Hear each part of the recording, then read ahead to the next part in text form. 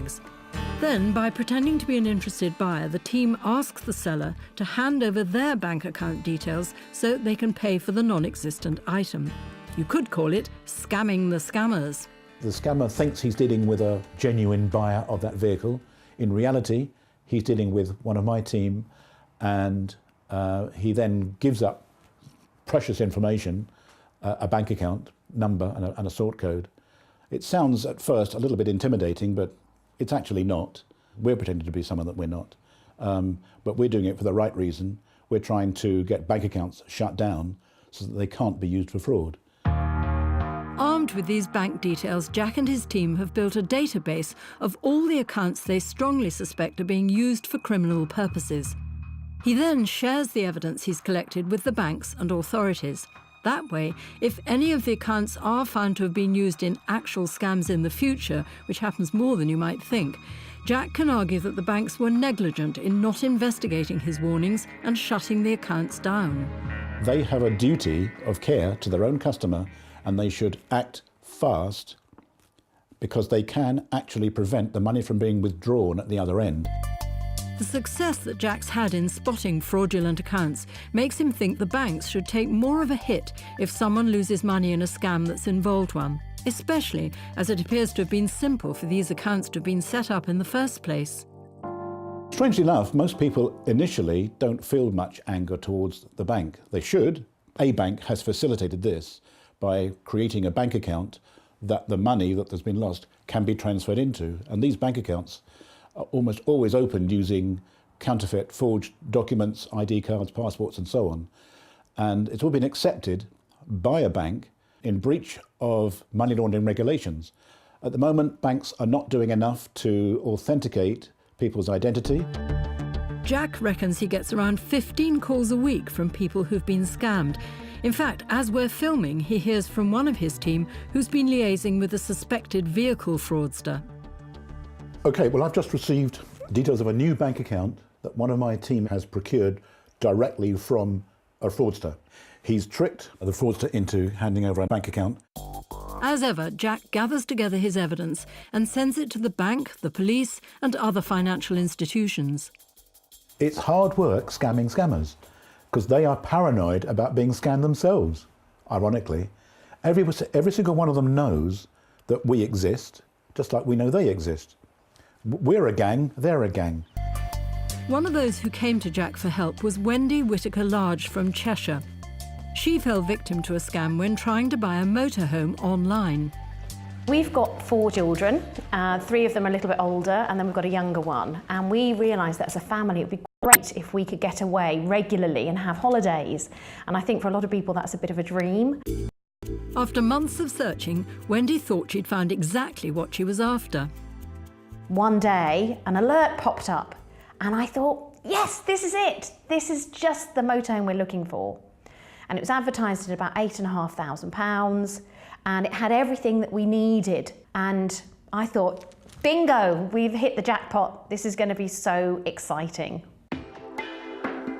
Wendy knew not to pay the seller until she'd inspected the motorhome in person. But in her excitement to secure it, she didn't think it odd when the seller suggested that in order to take the vehicle off the market, she'd need to transfer the money into a special holding account.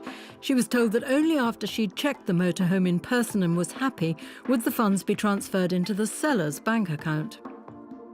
I thought, well, that's clever. That's a really safe way of making sure that our money is safe and that we can't lose. So Wendy duly transferred the money, but the realisation soon hit her that this so-called holding account could be a scam. Literally, I woke up in a bit of a sweat and I thought, something's wrong. In my gut, I knew that something wasn't right with this transaction. I was suddenly very fearful that we had transferred the money to the wrong type of account, that actually I had sent the scammers my money. She was right, and though she straight away got on the phone to her bank, Nationwide, she was told there was little anyone could do about it. They said, you've transferred the money, tough, you'll have to go to the police. I felt very angry and upset. I felt that I'd been an idiot, that I'd fallen for it. The police investigated and told Wendy that it believed the documents used to open the HSBC account were forgeries. However, HSBC strongly denied that this was the case, telling Wendy that it had opened the account in accordance with its internal procedures. They basically completely sort of bombed me off. I had almost given up hope. There's no way we'll get this money back. But Wendy was determined not to give up, so she looked for other ways she might get her money back. And that's when she came across the website of Buster Jack. I must admit, part of me thought, well, okay, you have a go. See if you can. I've got nothing to lose. But I was a little bit doubtful.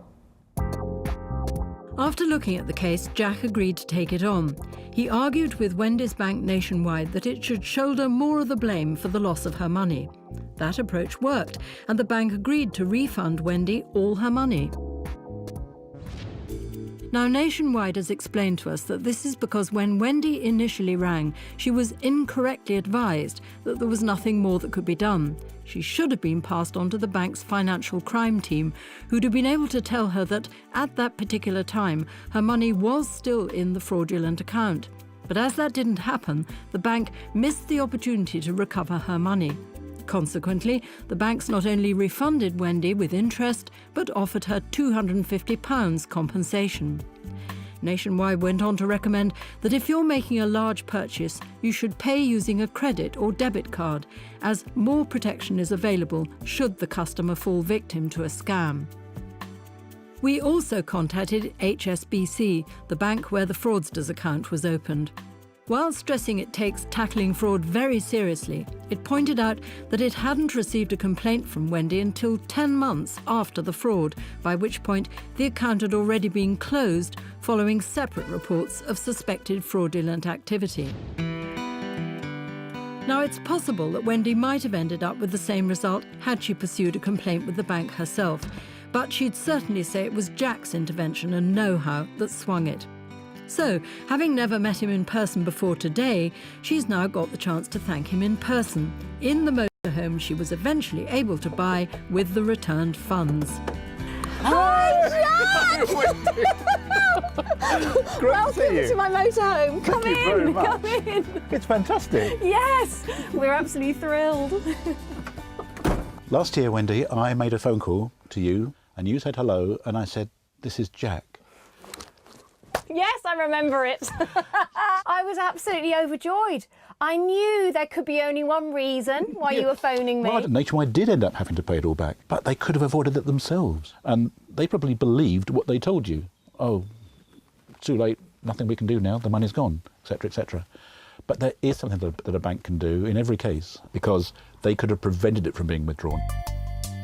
Although Wendy had to pay a fee to Jack for his work, she feels that was worth every penny, and that without help she wouldn't have seen any of it again.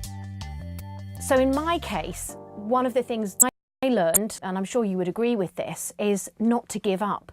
That even though I felt I'd hit a dead end, I'd hit a brick wall, you would say to me, keep going, Wendy, we're going to get this money back. And really, I think that's one of the things that I learned from this, the importance of persistence and keeping going even when things feel a bit hopeless. For Jack, the very fact that people like him are now offering such services suggests there's much more that needs to be done before we can all be confident our money really is being kept safe. We need stricter regulations to protect the people who place their own trust in not just their own bank, but you know, UK high street banks in general. And we need tougher regulations. It is too easy for organised criminal gangs to create fake IDs, fake passports, fake utility bills, and trick banks into opening up bank accounts.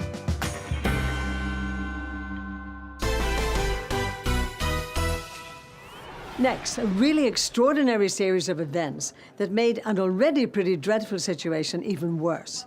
Not only has the woman concerned found herself in the very unpleasant position of falling victim to fraud, she ended up blacklisted as a fraudster herself. So, with her credit rating in ruins and her financial reputation also potentially in tatters, she came to see us on the programme to see if we could get her some much-needed answers. Now, for most of us, life without a bank account would be very tricky indeed. But that's exactly the situation University of Manchester law student Alice Rance found herself in, all because of an unexpected letter she received in August 2016. A letter came through the door from Barclays, the dot bank for Barclays. I opened it and it said, "Hello, Miss Rance, welcome to your Barclays Pingit account." Alice was alarmed and got straight on the phone to Action Fraud, who she says told her it was likely that she'd been a victim of identity theft and she should contact Barclays so that they could shut down the account. Well, she did just that. And with Barclays reassuring her that the bogus account had been closed, Alice thought nothing more about it. Or at least she didn't until 15 months later, following a series of events that began when she tried using her usual NatWest debit card at her local supermarket. I was attempting to pay for my food shop with my NatWest card. It was declined twice. So I went outside to the cash point and just tried to look at my balance, etc. And the card was swallowed into the machine. Very confused and now without access to her cash, Alice rang her bank to find out exactly what was happening. But all NatWest could tell her was that the bank had taken a commercial decision to close her account down because of a breach of contract. Unaware that she'd done anything wrong, and with the bank refusing to tell her any more about why they'd taken such drastic action, Alice felt she had no choice but to pay a visit to her nearest branch in order to talk to someone in person. But again, she felt she'd hit a brick wall. They had no information, so I was a bit flummoxed really, because I just swallowed my card and didn't really have any explanation for why or whether I could get a new card. And despite numerous further calls to NatWest, nobody could satisfactorily explain to Alice why her account was being closed down. With nowhere else to turn, Alice headed back home to Darlington to visit the branch where she'd first opened her account at the age of 14. The bank again reiterated that her account was being closed down due to a commercial decision. What's more, it insisted that she'd need to withdraw any remaining funds immediately. There was no answer or resolution. The phrase that I kept on hearing was that the bank's taken a commercial decision to close your account. And that's the only thing they would say, and they would say legally we don't have to give you any more information. And I was just thought that, well, that's unfair. I've been with you for 6 years, 7 years, and you were just revoking my facility and not giving me any information. What's more, Alice was told that a second account she held with the bank, containing £5,000 that she'd saved to pay for her master's degree, would also be shut down. And worst of all, and adding to the confusion, the balance on that account was showing as zero. And I actually made quite a big scene in the bank because I just burst into tears because they didn't know what to do with me. I didn't know what was happening. She was put in touch with the NatWest head office, who explained that her £5,000 was totally safe, but had been placed in a temporary account because her banking facilities were being withdrawn. She was told she had no choice but to withdraw the whole amount there and then and take her business elsewhere. Although baffled as to what exactly was going on, Alice urgently needed somewhere to store all that cash. So she turned to another bank, Santander, with whom she'd opened a student account when she first started university. But to her horror, Santander made it clear that it didn't want her business either, and her account was also mysteriously being shut down. Well, to poor Alice, who still had no idea why any of this was happening, things just got worse. With no access to any bank account, she found herself unable to pay her fees, her rent, or indeed any other bills. University is a stress within itself, both financially and just generally. But to have this as an added kind of pressure on you, it really affected me emotionally, mentally. With no explanation from either bank for all of this, Alice had no choice but to try and find out for herself what had happened. But that was easier said than done. I was off university for approximately 2 months, just with anxiety over it. I'd missed so much work that the night before one of my exams, I had a series of panic attacks. At this point, I didn't want to sit my exam. I knew I couldn't physically sit my exam. In desperation, Alice got in touch with the fraud prevention organisation CIFIS to see if it could shed any light on why she'd so dramatically fallen out of favour with the banks. Well, finally, that did lead to the reason for her troubles being revealed. CIFIS runs a database used by the banks to share and flag information about suspicious accounts. But poor Alice was shocked to be told what was on it. And it all went back to the letter she'd received about that bogus Barclays account. 3 months after I reported myself as a victim of fraud, Barclays had registered me as the person who fraudulently opened the bank account and the person who cashed through fraudulent money through the bank account. So even though I had made them aware previously to the fact that I didn't open the account, they then registered me as the fraudster. It turned out that Barclays had failed to act on the information provided by Alice when she'd reported the fake account. And it ended up being kept open a further 3 weeks until the bank itself noticed that the account was being used for fraudulent activity. At that point, Barclays mistakenly flagged Alice herself as being the crook behind it. And once that information was put on the CIFIS database shared with other banks, you can understand why they weren't rushing to do business with her. I did feel like a criminal. This is the marker against my name, which is shutting my bank accounts down, not allowing me to reopen bank accounts, and which has caused this whole problem, really.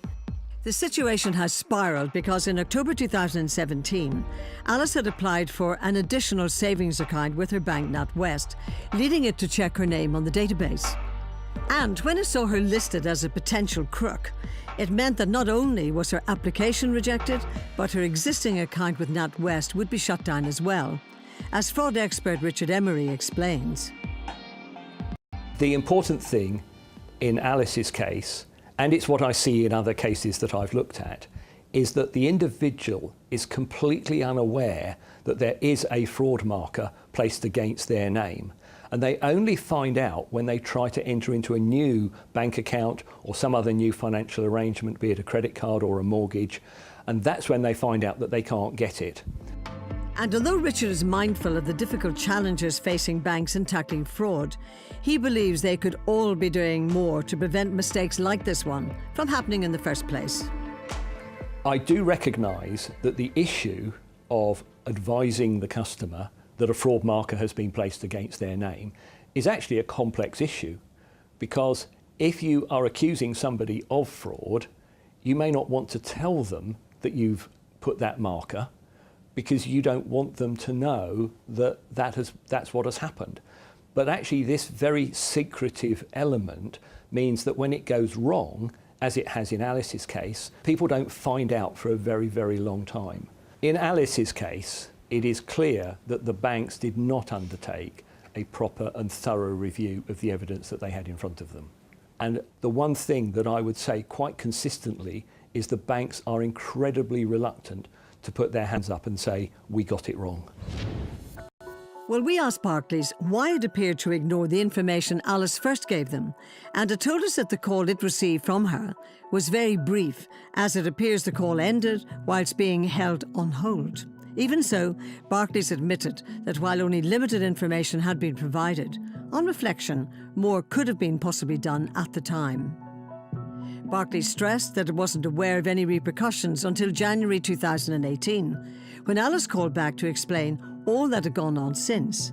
It said as soon as it was alerted, it took swift action to resolve the situation, which also included offering Alice redress. She rejected that offer, and the whole situation is now being considered by the Financial Ombudsman Service. Meanwhile, both NatWest and Santander told us as CIFIS members they're required to act on any fraud flags. Santander told us it did this in good faith in order to protect consumers and the wider banking industry from fraud and financial crime. Now it's aware of the mistake, Alice's accounts have been reinstated. NatWest, for its part, admitted that it should have done more to keep Alice informed, and that in this case, the bank got it wrong. As such, it will be contacting Alice to offer her a gesture of goodwill. But for Alice, the stress of trying to sort out somebody else's mistake has really left its mark. And I'm very sorry to say that having fallen behind in her studies, she'll no longer be able to fulfill her dream of graduating at the same time as her twin sister, who's on the same course. We've been on this journey for 3 years, and to graduate in summer with her is something that I would never kind of think that I would ever question.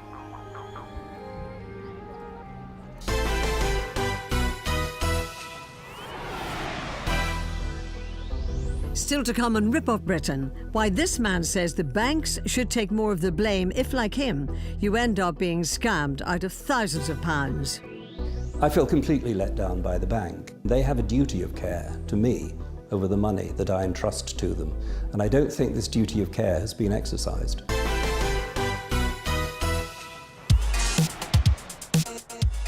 Our annual pop-up shop in Manchester's Trafford Centre is back in business, with our team of experts ready to solve as many of your consumer problems as possible.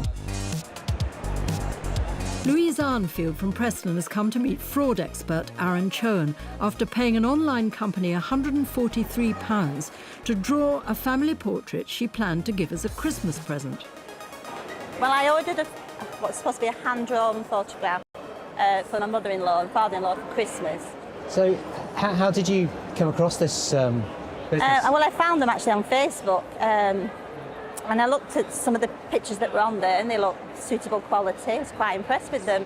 So Louise paid the firm up front and sent photos of all the family she wanted drawn into what she hoped was going to be a much-treasured portrait. But the day before Christmas, this arrived. Not a hand-drawn, but a line-up anyone could have done far more cheaply. I was heartbroken. You were asking them to do a drawing for you? Hand-drawn. Yes. And what you've got back is what looks like a police lineup of photographs. It's easy to crop images off the internet. That's what my daughter said. She said I could have done that for you.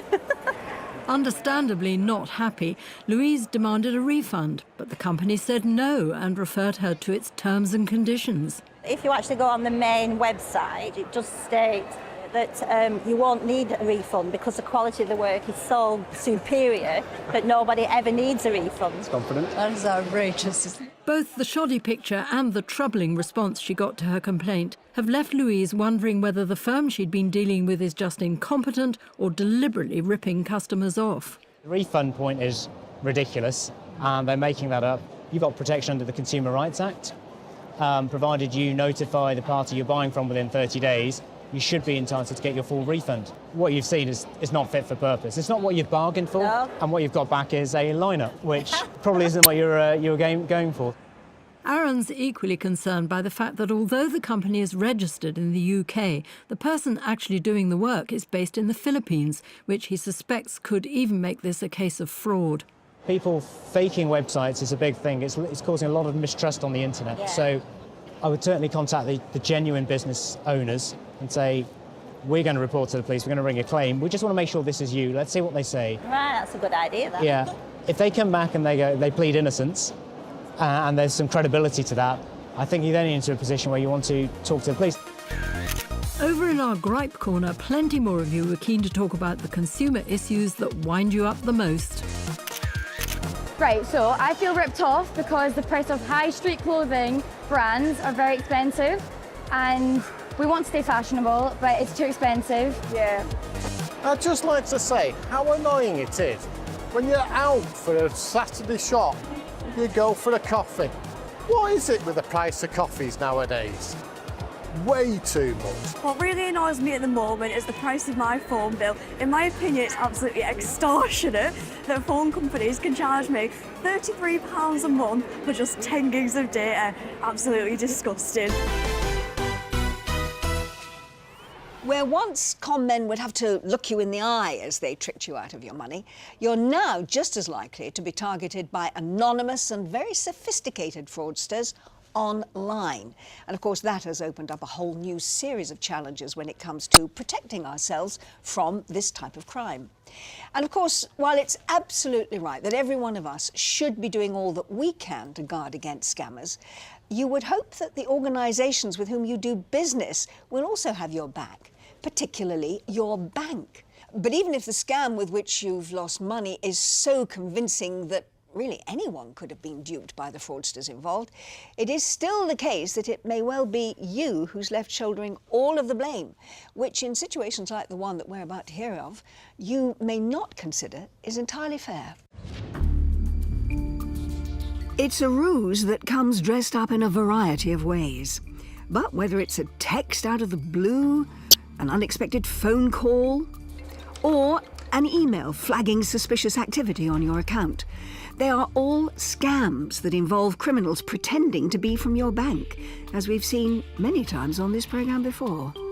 How did you feel when you saw that? Good God, somebody's got into my accounts. They're officially known as authorised push payment frauds, so called because customers have been tricked into authorising a transfer of money to an account that they believe to be genuine, but in fact has been set up by a scammer. I feel sick. I feel sick. And as we saw earlier in the programme with Wendy, there's often a double whammy for the victims of such scams. Not only have they lost thousands of pounds, but their bank will usually refuse to take any liability for their losses, claiming that no matter how sophisticated the scam, it was them who pressed the send button.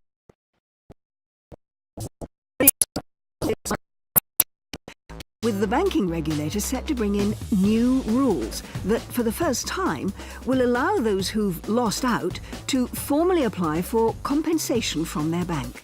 And that couldn't be more timely. In 2017, it's thought around 19,000 people fell victim to this type of scam, resulting in over £100 million in stolen cash.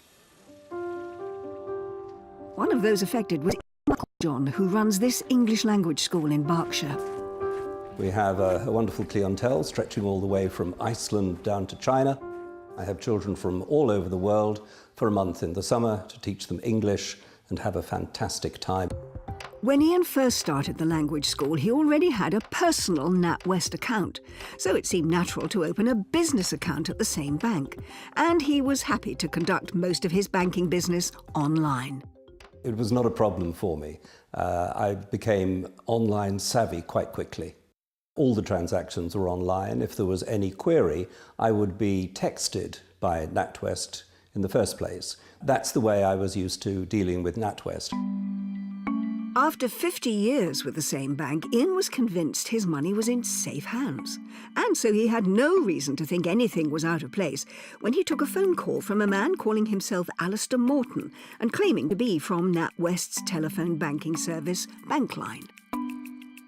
The voice on the other end said, "This is NatWest Bankline. I don't know how they did it, but somebody has tried to access your account and I want to talk things through with you. But before I start, I need you to be absolutely certain that this is genuine. So please look at the number displayed on your phone and then use an online search engine to go and have a look." So I did, and it was Bankline.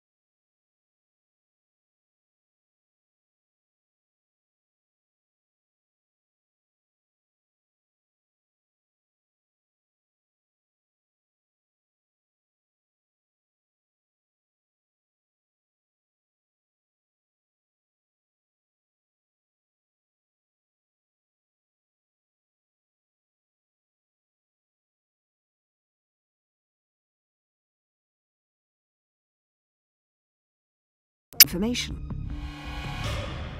I immediately called Bankline and asked to speak to Alistair Morton. And I was told there was no one there by that name. And I was really surprised. I was so convinced that he would be there. And they said, no, it's obviously a scam. And I said, but the telephone number displayed was yours. And they said, that's called spoofing. And they described to me exactly the fraud that had been perpetrated on me. They knew exactly how it was done. Ian's bank was correct. As we've seen before, fraudsters routinely use technology that allows them to copy and display a bank's genuine